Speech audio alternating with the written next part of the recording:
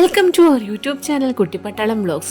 ഞങ്ങളുടെ ചാനൽ കാണുമ്പോൾ ഇഷ്ടപ്പെടുകയാണെങ്കിൽ സബ്സ്ക്രൈബ് ചെയ്യാനും ബെല്ലൈക്കൺ അമർത്താനും ഷെയർ ചെയ്യാനും കമൻറ്റ് ചെയ്യാനും ലൈക്ക് ചെയ്യാനും മറക്കരുത് കേട്ടോ. ഹലോ, അപ്പോൾ നമ്മൾ എത്തിയിട്ടുള്ള നല്ല അടിപൊളി ഒരു ചൂരക്കറീൻ്റെ റെസിപ്പി ആയിട്ടുണ്ട് കേട്ടോ. നല്ല ചാറൊക്കെ നല്ല കുറാന്ന് കുറുകിയിരിക്കുന്ന ചൂരക്കറിയാണ്. അപ്പോൾ നമുക്ക് ഈ ചൂരക്കറി ചോറിനൊപ്പവും അപ്പത്തിനൊപ്പവും ചപ്പാത്തിക്കൊപ്പവും പൊറോട്ടയ്ക്കൊപ്പവും നല്ല നൂൽപുട്ടിനൊപ്പവും എന്തിനും പുട്ടിനൊപ്പം പോലും ഉപയോഗിക്കാൻ പറ്റും കേട്ടോ. നമുക്ക് റെസിപ്പി നോക്കിയാലോ? നമുക്ക് എന്തൊക്കെ ഇൻഗ്രീഡിയൻസ് അതിന് വേണ്ടത് നോക്കിയാലോ? ഞാനൊരു 750 ഗ്രാം ചൂര കഷ്ണങ്ങളാണ് കേട്ടോ എടുത്ത് വെച്ചേക്കുന്നത്. പിന്നെ ഒരു സവാള ചോപ്പ് ചെയ്തിട്ടുണ്ട്, തക്കാളി ഉണ്ട്, പച്ചമുളക് 2 കീറി വെച്ചിട്ടുണ്ട്, വെളുത്തുള്ളി ഒരു 4-5 കഷ്ണം എടുത്തിട്ടുണ്ട്, ഇഞ്ചി ചെറിയൊരു കഷ്ണം നുറുക്കി വെച്ചിട്ടുണ്ട്, നല്ല കുടംപുളി കുതിർത്ത് വെച്ചിട്ടുണ്ട്, ഒരു 2 ടീസ്പൂൺ തേങ്ങ നല്ല പേസ്റ്റായിട്ട് അരച്ചെടുത്ത് വെച്ചിട്ടുണ്ട്, 2 ടീസ്പൂൺ മുളക് പൊടിയുണ്ട്, ഒരു 1.5 ടീസ്പൂൺ മല്ലിപ്പൊടി, ഒരു 1/4 ടീസ്പൂൺ മഞ്ഞൾപ്പൊടിയും ആവശ്യത്തിന് ഉപ്പാണ് കേട്ടോ നമുക്കിവിടെ ആവശ്യമുള്ളത്. അപ്പോൾ നമുക്ക് മീൻകറി തയ്യാറാക്കാൻ ആവശ്യമുള്ളൊരു ചട്ടി എടുത്ത് ഞാൻ സ്റ്റൗവിൽ വെച്ചിട്ടുണ്ട് കേട്ടോ. അപ്പോൾ ചട്ടി ചൂടായി വരുമ്പോൾ നമുക്ക് അതിലേക്ക് വെളിച്ചെണ്ണ ഒഴിച്ചു കൊടുക്കാം കേട്ടോ. അപ്പോൾ ആ വെളിച്ചെണ്ണ നല്ല ചൂടായി വരുമ്പോഴത്തേക്ക് നമുക്ക് കടുകിട്ടൊന്ന് പൊട്ടിക്കാം കേട്ടോ.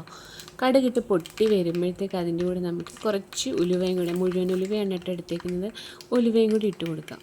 ഇപ്പോൾ നമ്മൾ ഇട്ടെടുത്തേക്കുന്ന കടുകും ഉലുവയൊക്കെ ഒന്ന് പൊട്ടി വരുമ്പോഴത്തേക്ക് നമുക്ക് അരിഞ്ഞു വെച്ചിട്ടുള്ള ഇഞ്ചിയും വെളുത്തുള്ളിയും കീറി വെച്ചിട്ടുള്ള പച്ചമുളകും ഒക്കെ ചേർത്ത് ഒന്ന് വഴറ്റിയിട്ട് പിന്നെ അതൊന്ന് വഴഞ്ഞു വരുമ്പോഴത്തേക്ക് നമുക്ക് അരിഞ്ഞു വെച്ചിട്ടുള്ള സവാളയും കൂടി ചേർത്ത് എടുക്കുക കേട്ടോ. സവാളയും കൂടി ചേർത്ത് നല്ലോണം വഴറ്റി വരുമ്പോഴത്തേക്ക് കുറച്ച് സമയം ഒന്ന് വഴറ്റി കഴിയുമ്പോഴത്തേക്ക് നമുക്കതിലേക്ക് തക്കാളിയും കൂടി ചേർത്ത് കൊടുക്കാമേ.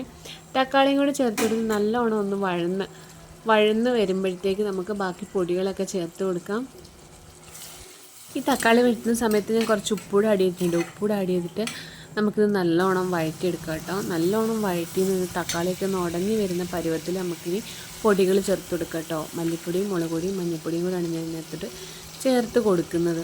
ആ മഞ്ഞൾപ്പൊടിയുടെയും മല്ലിപ്പൊടിൻ്റെയും മഞ്ഞൾപ്പൊടിൻ്റെയൊക്കെ പച്ചമണമൊക്കെ മാറി നല്ലോണം അതും ഒന്ന് വഴന്ന പൊടിയൊക്കെ അതിനോട് മിക്സായി നല്ലൊരു പേസ്റ്റ് പരുവത്തിലായിട്ട് നല്ലോണം ഒന്ന് പച്ചമണമൊക്കെ മാറി വരുമ്പോഴത്തേക്ക് നമുക്കിതിലേക്ക് കുറച്ച് വെള്ളം ചേർത്ത് കൊടുക്കുന്നുണ്ട് കേട്ടോ. അപ്പോൾ ഞാൻ വെള്ളം ചേർത്ത് കൊടുക്കുന്നത് ഞാൻ തിളച്ച വെള്ളമാണ് ചേർത്ത് കൊടുക്കുന്നത് കേട്ടോ. പച്ചവെള്ളം അല്ല ചേർത്ത് കൊടുക്കുന്നത്. നമ്മളെപ്പോഴും കറിയൊക്കെ വയ്ക്കുമ്പോൾ ഈ പച്ചവെള്ളം ഒഴിക്കുമ്പോഴത്തേക്ക് ഈ മുരിഞ്ഞ പൊടിയുടെയൊക്കെ ടേസ്റ്റ് അങ്ങോട്ട് പോകട്ടോ. അപ്പോൾ നമ്മൾ ചൂടുവെള്ളം തന്നെ ഒഴിക്കാൻ ശ്രമിക്കുക.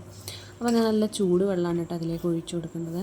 അപ്പോൾ ചൂടുവെള്ളത്തിൽ ആ പൊടിയൊക്കെ വേഗം തന്നെ ഒന്ന് വെന്ത് കുറുകി അതിൻ്റെ എണ്ണയൊക്കെ തെളിഞ്ഞ് വരും കേട്ടോ. അതിൻ്റെ എണ്ണയൊക്കെ കണ്ടില്ലേ തെളിഞ്ഞ് വന്നിട്ടുണ്ട്. തെളിഞ്ഞ് വരുന്ന സമയത്താണ് ഞാൻ ബാക്കി വെള്ളം കൂടെ അതിലേക്ക് ചേർത്ത് കൊടുക്കുന്നത്. ആ ബാക്കി വെള്ളം ചേർത്ത് കൊടുത്ത് മുഴുവൻ വെള്ളം ചേർത്ത് കൊടുത്തതും ചൂടുവെള്ളമാണ് കേട്ടോ. തിളച്ച വെള്ളം തന്നെയാണ് ചേർത്ത് കൊടുത്തിട്ടുള്ളത്. ആ വെള്ളം കൂടെ ചേർത്ത് കൊടുക്കുമ്പോൾ തന്നെ വേഗം തിളച്ച് വരും. ആ വേഗം തിളച്ച് വരുന്ന അതിലേക്ക് നമുക്ക് ആ എടുത്ത് വെച്ചിട്ടുള്ള പുളിയില്ലേ, കുടംപുളി കുതിർത്തത്, അത് ചേർത്ത് കൊടുക്കുക. ആ കുടംപുളി കുതിർത്ത് വെച്ചേക്കുന്നതും കൂടെ അതിലേക്ക് ചേർത്ത് കൊടുത്തിട്ട് നമുക്ക് ഒന്ന് തിളപ്പിച്ചെടുത്തിട്ട് നമുക്കതിലേക്ക് നമ്മുടെ കഴുകി വൃത്തിയാക്കി വെച്ചിട്ടുള്ള നല്ല ചൂര കഷ്ണങ്ങളുണ്ടല്ലോ. ചൂര കഷ്ണം ഇവിടെ നമ്മൾ മലപ്പുറത്ത് കുറേ ഭാഗത്ത് ചൂതാന്ന് പറയും കേട്ടോ. എനിക്ക് ഈ 2 പേരേ അറിയുള്ളൂ. വേറെ പേര് വല്ലതും അറിയുന്നുണ്ടെങ്കിൽ കമൻറ്റ് ചെയ്യണം കേട്ടോ. പത്തനംതിട്ടയൊക്കെ ചൂരയെന്നും പറയും, ഇവിടെ മലപ്പുറത്തൊക്കെ ചൂതയെന്നും പറയും.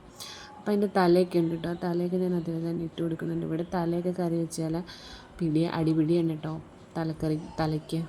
ഈ സമയത്ത് ഞാൻ ഇതിലേക്ക് കുറച്ച് കറിവേപ്പിൻ്റെ ഇല ചേർത്ത് കൊടുക്കുന്നുണ്ട് കേട്ടോ. അത് കഴിഞ്ഞ് തിള വരുമ്പോഴത്തേക്ക് ഞാൻ നേരത്തെ അരച്ച് വെച്ചിട്ടുള്ള തേങ്ങേൻ്റെ പേസ്റ്റ് ഉണ്ടല്ലോ, കുറച്ച് മതി കേട്ടോ. ആ തേങ്ങേൻ്റെ പേസ്റ്റും ആ തിളച്ച വെള്ളം മിക്സ് ചെയ്തിട്ട് അതിൽ കുറച്ചും കൂടി ഒഴിച്ചു കൊടുക്കുന്നുണ്ട് കേട്ടോ. അപ്പോൾ ഇനി ആ കറി അവിടെ നിന്ന് കുറുകി വന്നു കഴിഞ്ഞാൽ നമ്മളുടെ ചൂരക്കറി റെഡി ആയിട്ടുണ്ടാവും കേട്ടോ. അപ്പോൾ ഒന്ന് തിളച്ച് വരട്ടെ. നമ്മുടെ സിമ്പിൾ ആൻഡ് ടേസ്റ്റി ആയിട്ടുള്ള ചൂരക്കറി റെഡി ആയിട്ടുണ്ട് കേട്ടോ. അപ്പോൾ ഇങ്ങനെ ചൂരക്കറി വെച്ചിട്ടില്ലാത്തവരൊക്കെ ഒന്ന് ട്രൈ ചെയ്ത് നോക്കണേ. ഇതാകുമ്പോൾ നല്ല കുറുകിയിരിക്കും കേട്ടോ. ഇനിയിപ്പം തേങ്ങ വേണ്ടാത്തവർക്ക് ആ തേങ്ങയുടെ ഭാഗം മാത്രം സ്കിപ്പ് ചെയ്തിട്ട് അല്ലാതെ മുളക് ചേർത്ത് മുളക് കറിയായിട്ട് തന്നെ വെക്കുക കേട്ടോ. എന്തായാലും ഇഷ്ടമാവും കേട്ടോ. അപ്പോൾ ട്രൈ ചെയ്യാത്തവരെല്ലാം ട്രൈ ചെയ്ത് നോക്കണേ. ഫീഡ്ബാക്ക് അറിയിക്കാൻ മറക്കരുതേ. Okay, thank you.